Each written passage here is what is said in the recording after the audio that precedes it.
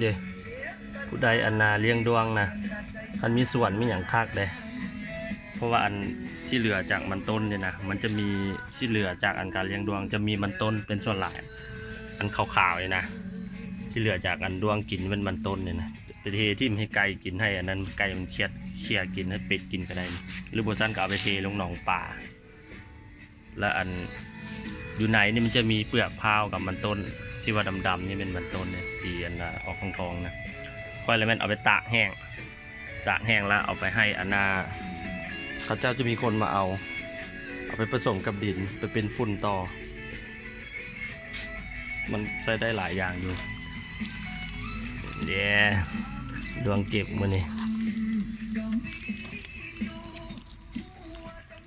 มันอันนี้โบราณเพราะว่าเฮ็ดน้อยเดียวเพราะว่าอันเหลือจากเก็บขายมันดวงแก่แหละน้อยเดียวตกง่าย